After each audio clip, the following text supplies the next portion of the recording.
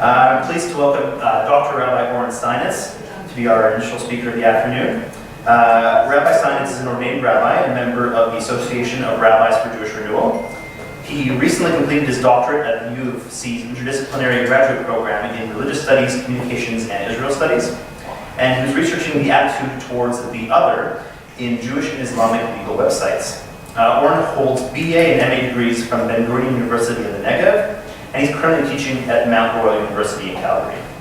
His fields of expertise include the history of Jewish-Muslim relations, modern Jewish fundamentalism, Jewish and Islamic law, and the Jewish online world, which we'll be hearing about very shortly.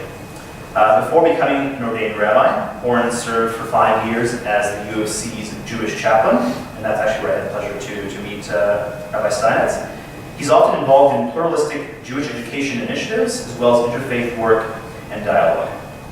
Rabbi Oren Steinitz currently leads an alternative minyan at Calgary's Temple Bnei Tikva, and works as an independent Jewish wedding and life cycle officiant.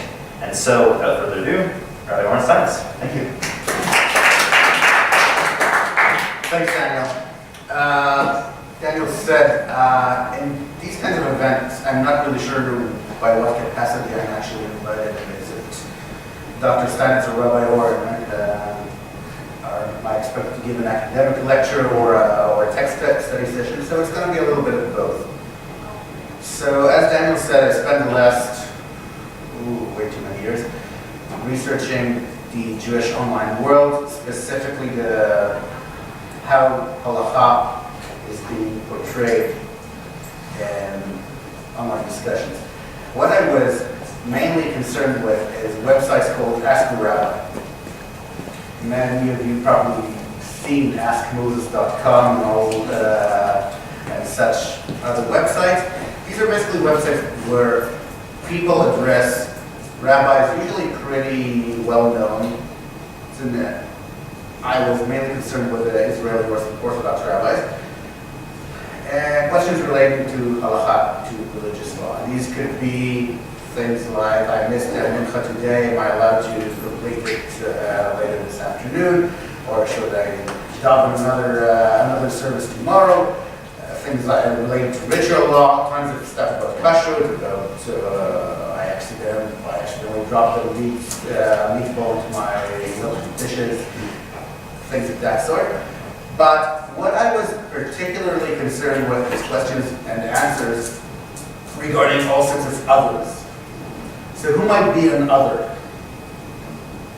What is an other? It's a term that gets thrown a lot in academic circles. But what does it actually mean? Any guesses?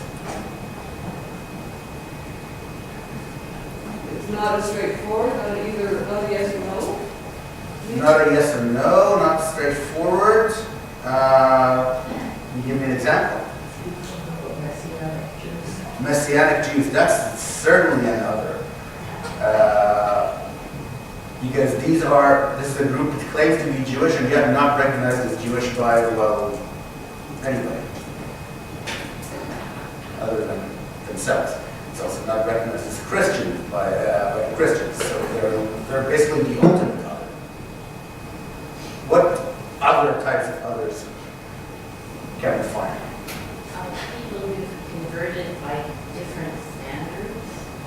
Okay, so these are people who might be recognized as Jewish in one community, but not in another. Yeah, for sure.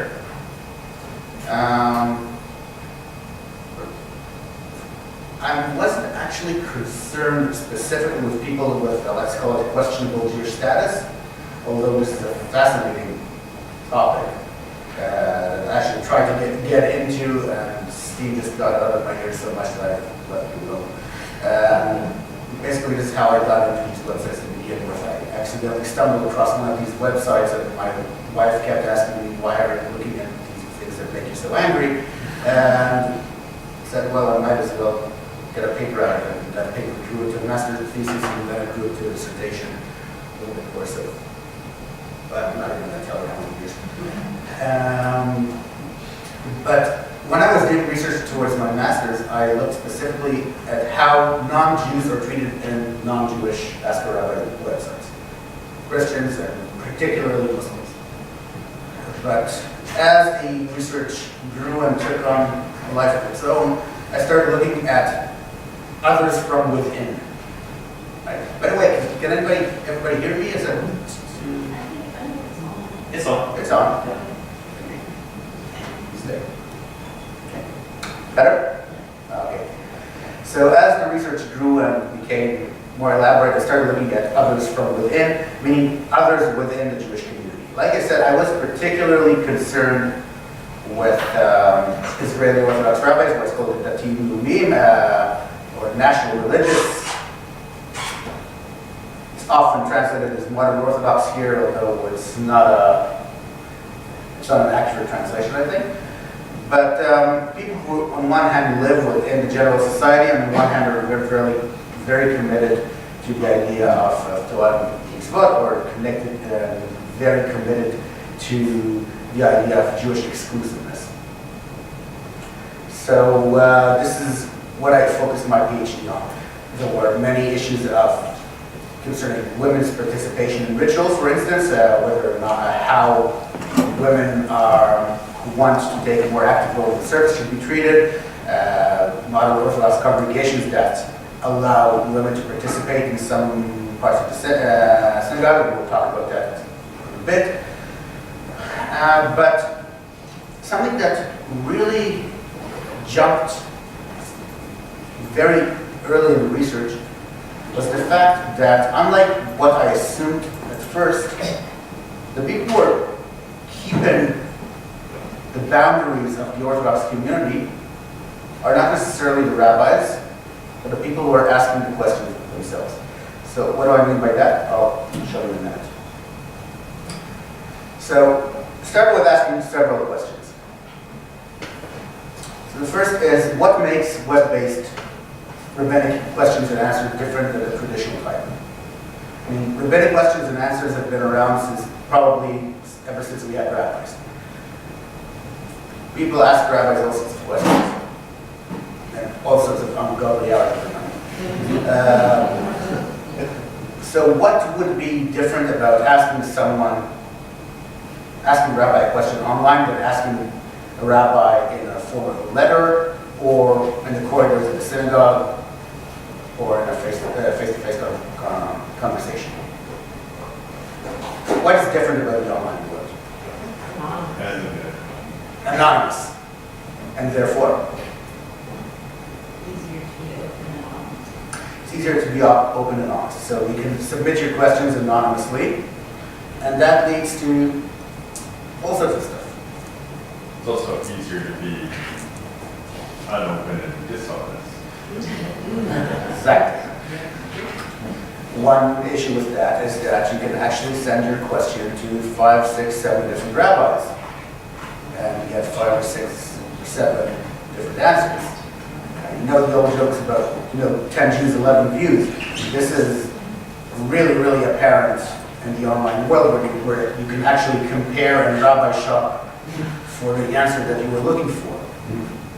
I have a friend who's an Orthodox rabbi in Israel, and he had a question regarding neutering dogs. And he asked 2 rabbis about whether or not it's permissible online, and he got 2 answers. Both of them had only one word. One is yes, the other is no. What do you do with that? What is interesting is that you can find answers that have only one word or only one sentence. How is that different from the traditional rabbinic answer? The rabbinic answer would quote sources before it gives an answer.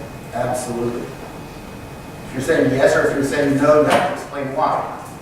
The whole idea of the rabbinic discourse is that you're quoting sources and that you're relying on previous previous rulings and previous Talmud, the Torah itself, Talmud, on centuries and centuries of rabbinic writing. Rabbis are not just making up answers on the spot, but when you see some of the answers given on these websites, you can assume otherwise. Because someone can just say, yes, no, don't do that, why are you even asking? Things like that. Question of anonymity is pretty significant. What do you think was probably the biggest influence of these websites? These websites have been around for, I'd say, 15 years now. One topic that rabbis admit to never even hearing about before the appearance of these websites is religious homosexuals. Until about 15 years ago, apparently, most Orthodox rabbis did not even believe that there was such a thing as a gay individual who's observant. The general premise was that an Orthodox gay Jew is like an Orthodox Jew eating bacon. This is just something that you, it's a transgression. If you're transgressing it, you're not Orthodox. End of story. Rabbis admit that because of the anonymity of the internet, they started getting question after question after questions about people struggling with their sexuality.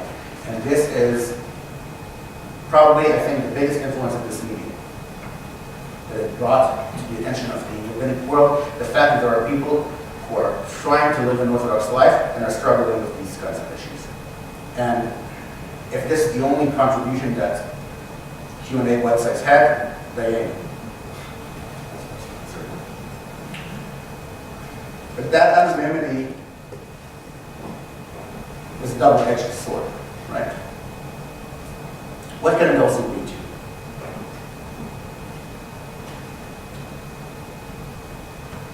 If you can approach any rabbi without revealing who you are and write whatever you want, what do you think happens?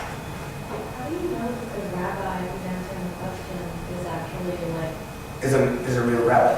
yeah, and you don't even know who's answering your question? This is the thing.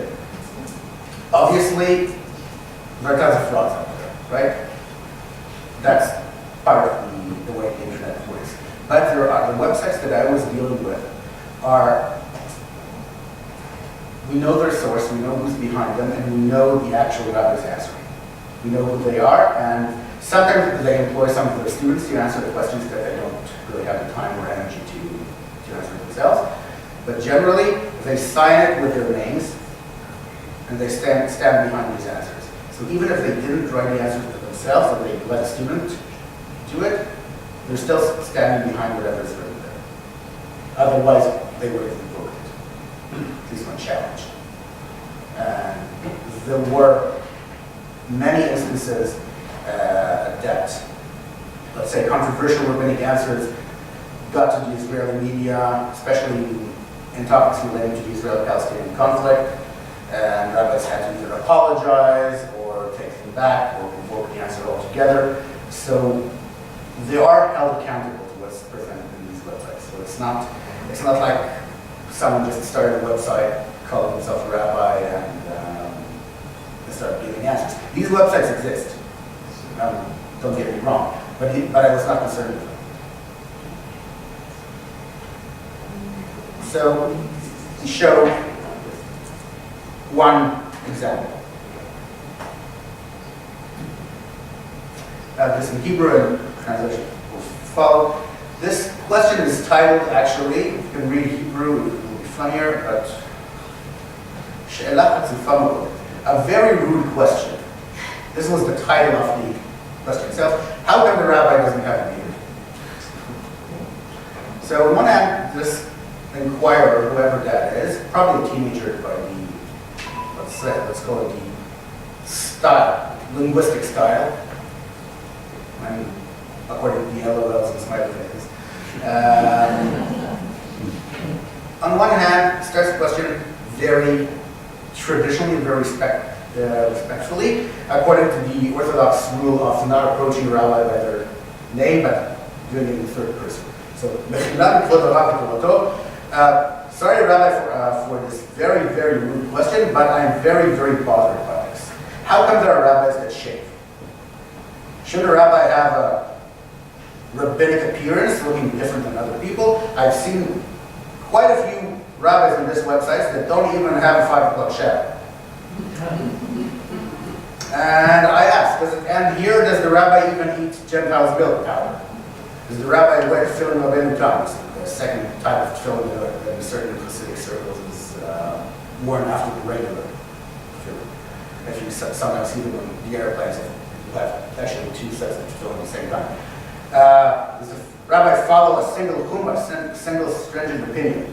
Once again, sorry for the insolence, but it is disconcerting when you see a rabbi who looks like a student at Bar-Ilan University or, God forbid, a Reform rabbi.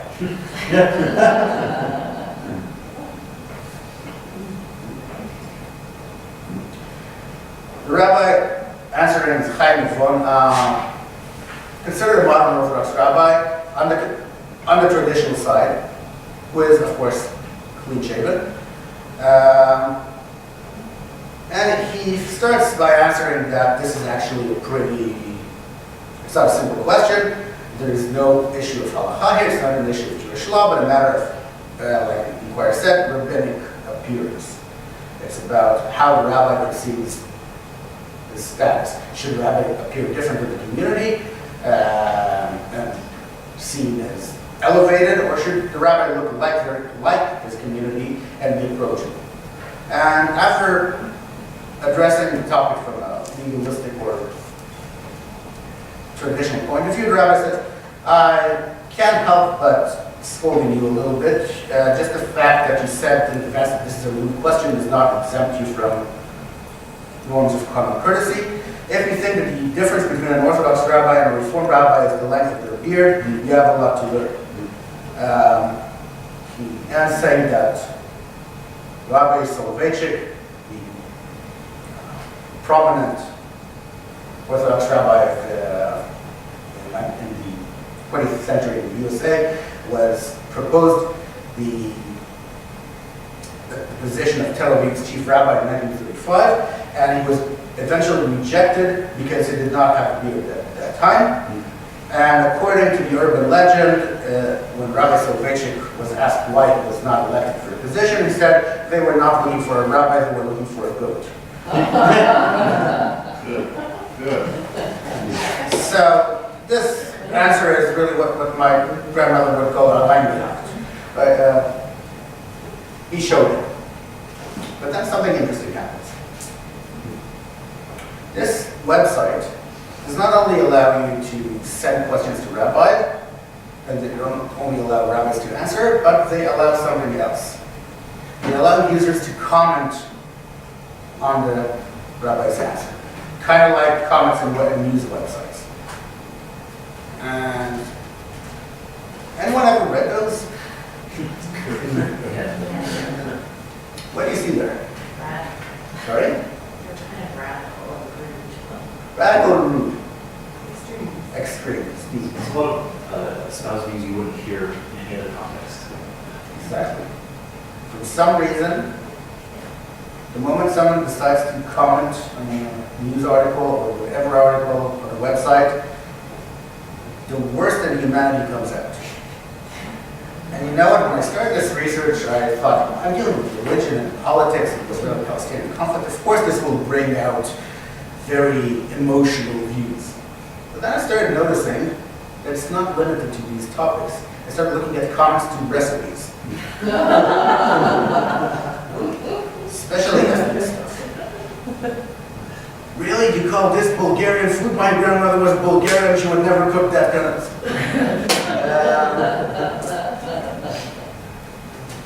When my kid was, I don't know, a year old, I started watching Sesame Street YouTubes with him. Looking at the comments to Sesame Street YouTubes really causes him to lose faith in humanity. And the amount of people who want to do unspeakable stuff to sock puppets is just really But apparently these ask-the-Rabbi websites are not different from anything else. First comment, album. According to some authorities, there's actually in Mosaic a Derived prohibition against using an electric shaver.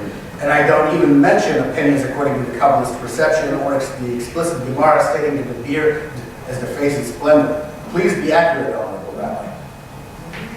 But, Sir Rabbi, you have no idea what you're talking about. Second, I'm about Tshuva. I embraced Orthodoxy recently, and I never consulted a clean-shaven rabbi. I always approach rabbis who look like rabbis, who speak like a rabbi, firmly and decisively. All the Baalei Tshuva are like that.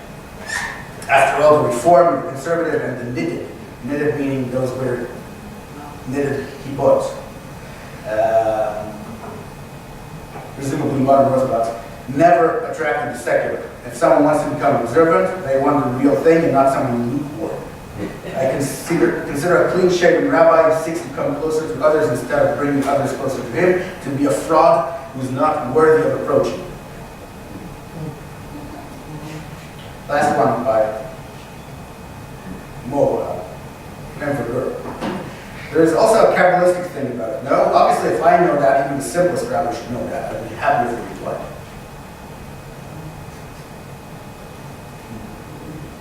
What does it tell us?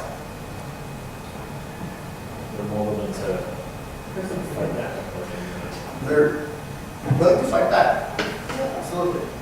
I think people say these things in these communities, they say them, but now they're just like other people get to see it. And so that's kind of shocking for like, people outside this community feel like there's activism going on, they're actually like, discussed for like reform, Jews, or things like that, when it's actually just happened. It's been happening all the time. Oh, of Believe it or course. not. There's nothing new about that. But do you really think that, okay, let me rephrase that. Our perception of Orthodox communities, at least the way it's portrayed in the media, the way it's typically outlined, as these are people that follow rabbis, that do whatever the rabbis tell them to. That, you have a maladasa, you have the local authority, and you follow them. It's always a him, obviously, without questions. And that the rabbis are keeping Orthodox Judaism in the state that it's in, meaning they're resistant to change, the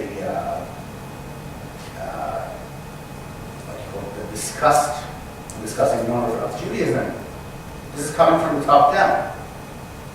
But what we see here is different. We see a rabbi who's defending a pretty, dare I say, liberal opinion. And we have the lady, like I said, I presume these are teenagers, say, sorry, Rabbi, you're too liberal, you're not a real rabbi.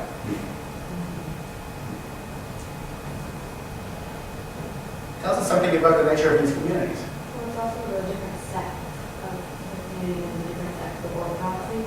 Just a couple of The different sects of Orthodoxy. Yeah, And absolutely. so it's not just like a modern Orthodox rabbi with a modern Orthodox community following him. Now suddenly you're getting other sects of Judaism involved in this with the modern Orthodox rabbi's answer.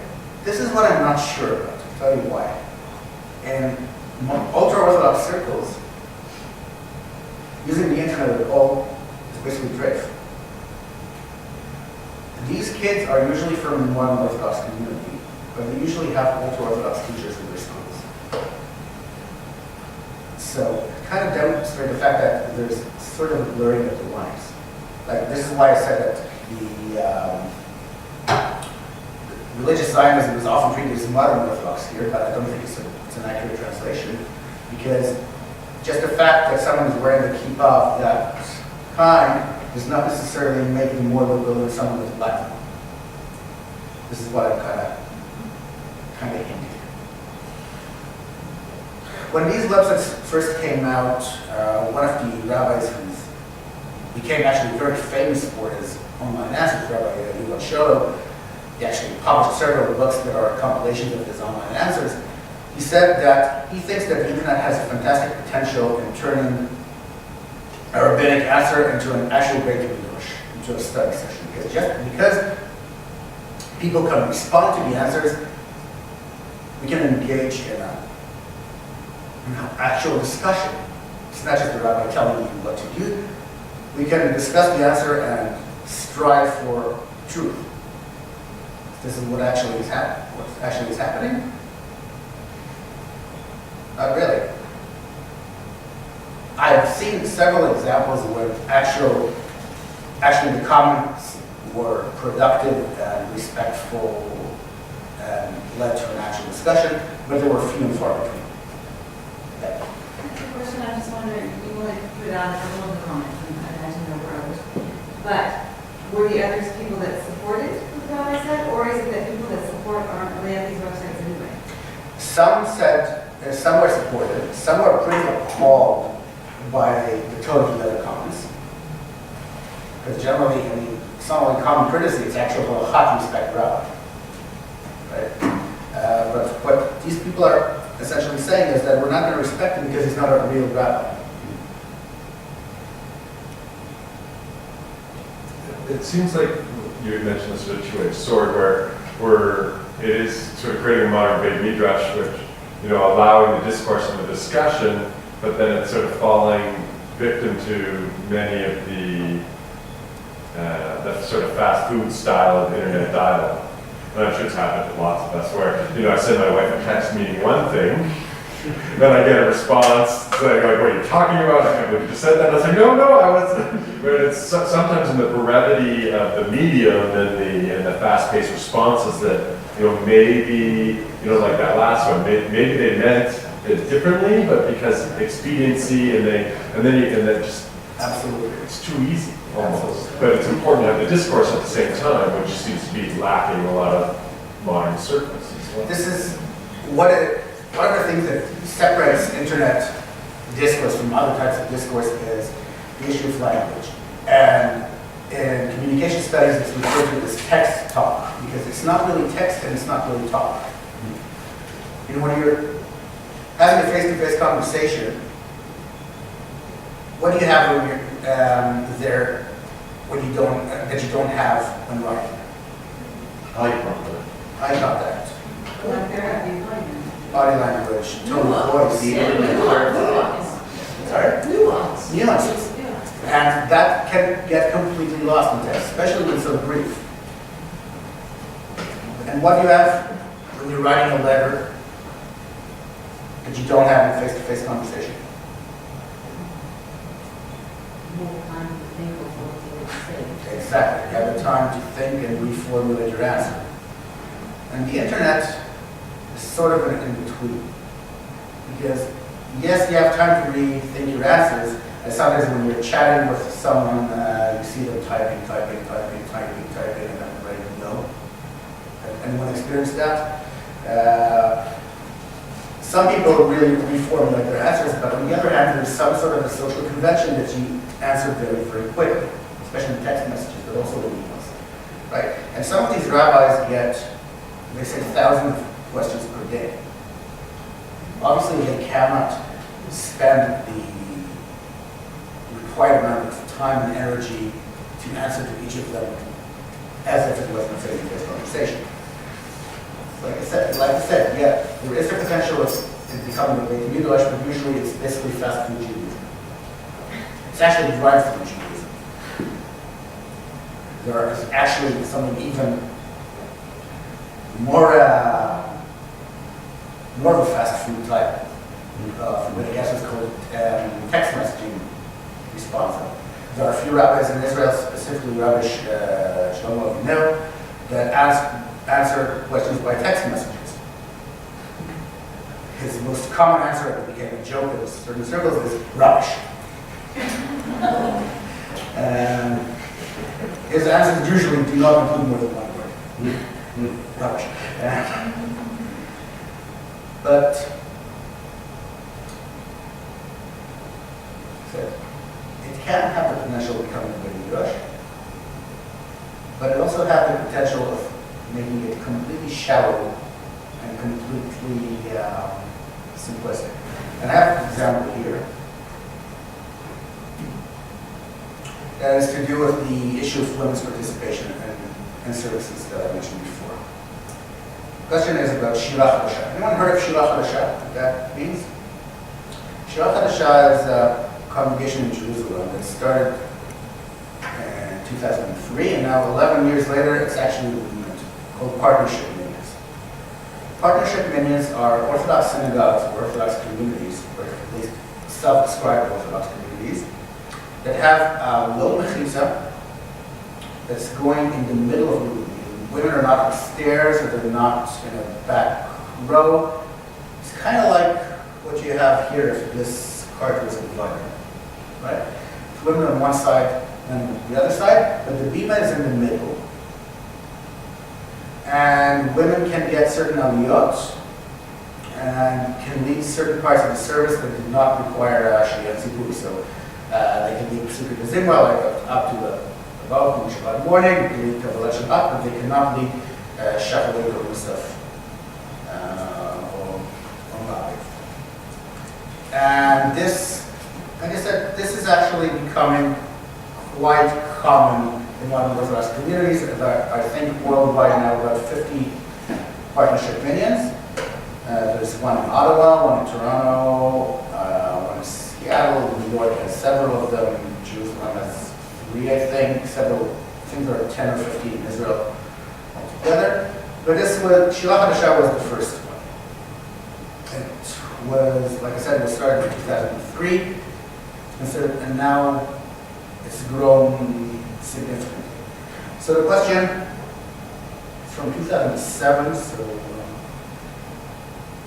the phenomenon was still pretty new. Someone read, Shalom Alav, Rabbi, is it permissible to daven at the Shilach HaDasha in Jerusalem where women receive aliyot and can lead certain parts of the service but are not counted towards the minyan? Thank you very much. Answer by Rabbi Oren Steinitz says, in my opinion, it is permissible. Nothing else. Oren Steinitz is a modern Orthodox rabbi. His wife was a rabbinic advocate fighting for the rights of not those who are not receiving their gets. Very famous woman in Israel. And there's nothing really. It's a two-word answer without even doubt. It doesn't provide resources, doesn't provide anything. It's just that, yes. There were no comments in that answer either. But there was something else. This website also allows you to tag answers. You know what tags are? See that on YouTube. You know what that is? Oh. So what are tags? Just like subject matter that then makes them come up in search terms. Exactly. Like this event would be tagged, like Daniel probably did. That's all. You bundle results together, basically. Exactly. So, but this is something that the surfers can do. It's not done by whoever's uploading the content. I mean, it can be. But generally, it's done by people who just stumbled across a piece of material and decide to tag. So if someone was advertising this event, it can be tagged as learning, Edmonton, Talmud Torah, Jewish, stuff like that. But someone decided to tag this question or answer with the following text: infidels, heretics, women, conservatives, Shilach HaDasha, women singing, women's prayer, and reform. So what is actually happening? If someone were to search infidels,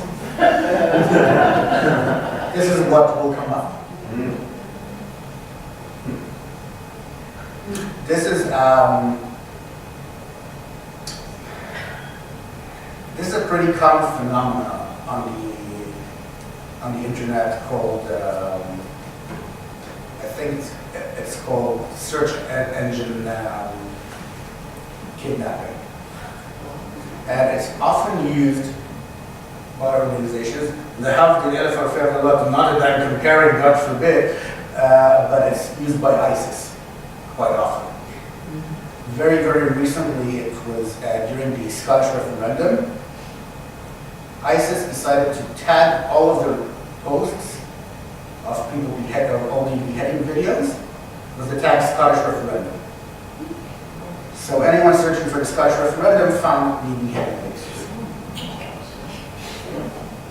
And like I said, not that I'm, God forbid, being any sort of comparison, but the technique or the methodology is the same. basically someone thinking that he doesn't really care, or she doesn't really care what the rabbi said here. This is beyond the boundaries of what I call the enclave, the fences around the orthodoxy. So they tag as reform, conservative, heretics, and infidels. Isn't that man who can't get dates? I'm glad you said it in Rocky. Okay, but I have a question. So why would the rabbis do this? They're opening themselves up to such a... this is a very good question, and I don't think there's a very good answer. But about, when was it? 7, 8 years ago, I participated in this conference that is called Judaism, Society, and the Internet. And it was a conference held in an Orthodox college in Jerusalem. I was there, so I was an innocent bystander, just taking notes. And the topic was mainly these questions.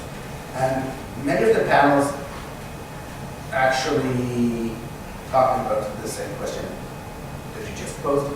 Should rabbis even participate in that? And what are the pros and cons? And there were many rabbis, some of them are very, very serious, said that they started answering online questions and gave up very, very quickly. And the main reason they said was that when you get a written 2-line or 4-line question, you really cannot take it as seriously as a question that you get face-to-face or in the form of a written letter, especially when you don't know who the inquirer is. And they all talked about the issue of birth control. So if someone asks me the question, can I use birth control? I don't know any background. They don't know how many children they already have. They don't know their financial situation. They don't know their mental health situation. They can't really answer that. It's not a yes or no question. But in that kind of context, the inquirer is choosing what kind of information they're disclosing. And the information that they're withholding can make all the difference in the world. Other rabbis said that they don't want to open themselves to that kind of scrutiny. And they don't want to they don't want to engage in this kind of low-level discussion. Other rabbis said, you know what? We cannot leave only the radical rabbis over there, and we need to show a moderate voice. So it's not such a simple answer. More questions about that? Well, further to that, I mean, a rabbi who just gives a one-word answer, well, she's abrogating his responsibility as a rabbi, isn't he? I mean, I think that's worse than doing nothing. You ought to give a full, complete, proper answer that anyone would deserve it, a serious question would deserve. Yeah, there's a Talmudic concept called Shev ve'al taseh. Sometimes it's better not to do anything. And in certain cases, you're absolutely right. And more than that, there are questions, especially on issues of ritual, right, or that can be answered very, very easily by just opening the book. And some rabbis refuse to answer online questions, say, you know what, we're just promoting illiteracy. If you're just asking a rabbi for every mundane detail of your Jewish life, what kind of Judaism are we promoting? The thing that makes us distinct, what makes Judaism distinct from other religions, the idea of literacy, the idea of opening a book and reading and finding out the answers. Sometimes you have to be a rabbi for yourself. And sometimes you just need to know what kind of questions you ask. In your research, are you able to comment on sort of like rabbi shopping? Like this, my wife had to go to work this morning when I was leaving to come here, and so my son was going to a play date. He asked me if he could take the iPad. I said, no, absolutely not. I went downstairs, asked my wife if he could take the iPad. People doing that in the rabbinical world online, can you track that sort of a thing? I've seen a question. It was Yes, I've seen one question that was sent deliberately to 6 different rabbis, and they didn't even bother changing a single word. It was a copy-paste answer. And I wonder if the rabbis knew this yet. The thing about that question was, it was about whether or not it is permissible to spray graffitis writing death to all Arabs. And like I said, 5 or 6 different rabbis answered that with 5 or 6 different answers. Some of them were like, maybe it's not really the wisest thing to do, but generally I don't see a problem with that. So there was actually something like that. There were other rabbis saying, yeah, you know what, maybe you should encounter a few death to all Jews graffitis and you'll have different opinions. So none of these rabbis actually commented on the fact that he sent it to several people, but we did see very different answers. What is, just to go back a little bit, the whole institution of rabbinical Q&A has a specific reason in historical circumstances. Why would people generally write questions to rabbis? What's the purpose? Well, they don't know who else to approach.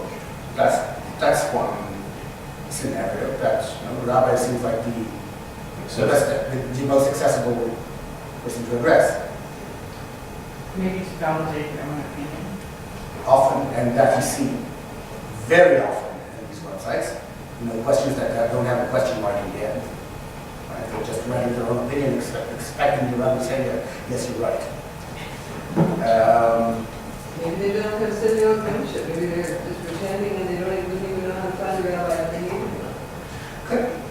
But at least historically, rabbinical questions were sent usually by other rabbis.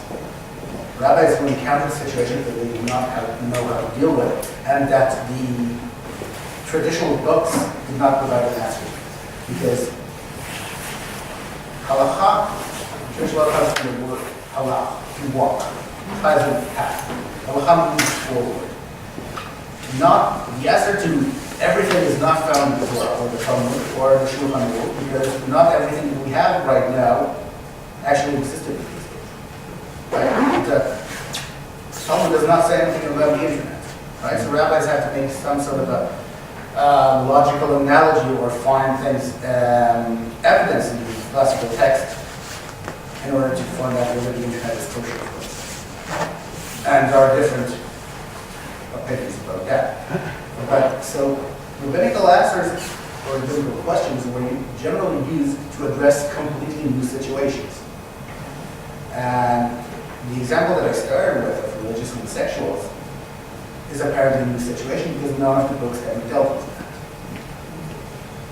Questions regarding a participatory or a partnership minyan where women can lead certain parts of the service is a new situation.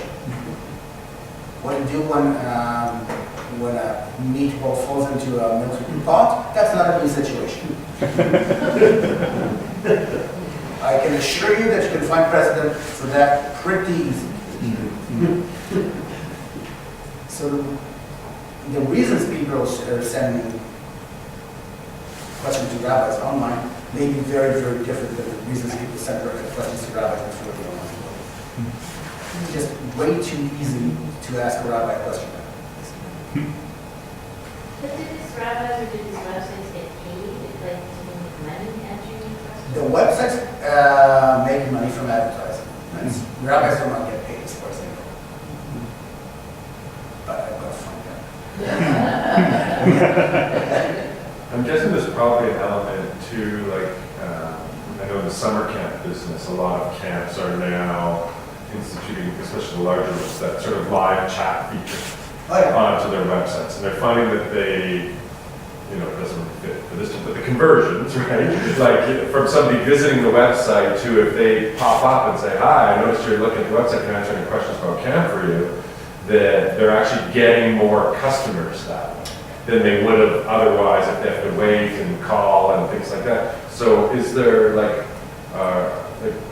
building congregations and community, and is there research speaking about that? Interestingly, I have not seen anything like that done in Jewish websites, but very often in the Muslim ones. Because, like I said, my research was concerned with both Jewish and Muslim Q&A websites, and the parallels are beyond about 1 hour. But one of the major differences is that Islam is a proselytizing religion. Islam is a religion that's supposed to attract new members. And they have these live chats with imams and muftis. And a lot of what they're doing is a form of what's called dawah, of inviting people to religion. They're really using the internet as a tool to conquer the world, in their terms, right? Jews don't really do that.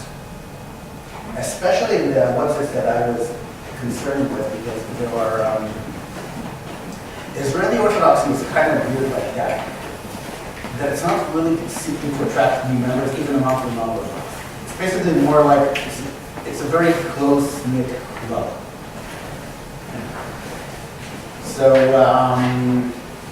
So no, perhaps surprisingly, don't really see that.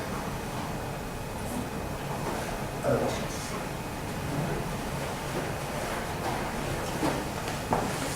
All right, so yeah, we're 5 minutes over. Yeah, that's very good. Yeah, I had a question actually that I don't know if it was asked while I was out of the room, but how much communication is there between these different rabbis who are giving these online calls? You're saying that there was this instance where the same question was posed 6 times to 6 different rabbis. How do they know that the other rabbi is also being asked the same question? This is a very good question. I have no idea how much communication there is, but I didn't see any real evidence of such communication. Okay. Okay, so probably not much. And considering the volume of the questions, I'd be very surprised if they, at least on a regular basis, talk about that.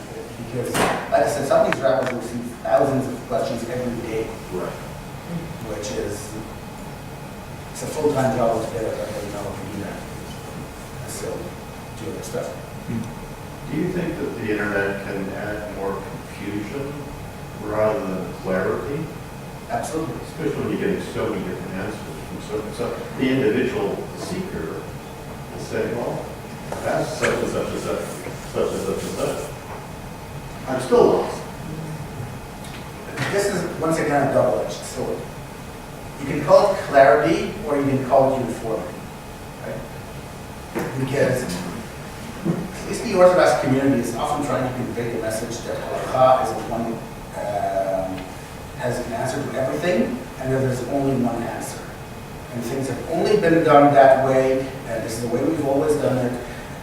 Nothing's ever changed, nothing will ever change, and the story. Now that you see the different answers all side by side, from rabbis from within the same stream, from within the same substream, you can tell that this idea never held water. Halacha was never monolithic. Halacha was never ever gave a single answer to anything. I started with 10 Jews, 11 views. That's the way it's always been done. If there's one thing we can rely on, is that Jews will keep arguing. And Jews do not have a single answer to anything. So maybe there's a lack of clarity because you can't find a single answer that will give you everything that you need. But now, It's normal. sorry? It's normal. But it's normal. It's normal, and now it's out in the open. Now you can see that there's absolutely no truth behind the claim that there's only one Judaism. Wouldn't it be the minhag of that community or that rabbi? Absolutely. But His opinion. generally, yes. But some of these rabbis come from very, very similar communities and very, very similar backgrounds. Almost all of the rabbis that I looked at are from this national religious perspective. Most of them either went to Yeshiva B'nai Kazara or one of these, or one of its daughter yeshivas. They all received very similar education. They all, some of them are, some are Ashkenazi, some are Sephardi, and there are differences in the way they approach certain topics methodologically, but generally they should have very similar backgrounds, and yet with that same background, with the same methodologies, with the same ideology, they often arrive at completely different answers. And I don't think there's anything wrong with that. Isn't that why the mezzanines on the angle? Exactly.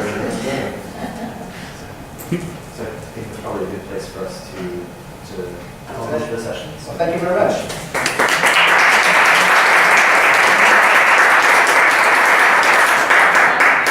On behalf of the Jewish Federation of Edmonton and Global Day of Jewish Learning, we really appreciate you coming to speak to us. And we have a little thank you for you. So thank you. We really appreciate it. And we hope to see you again. For sure. And we'll have a 5-minute break to have some refreshment before our next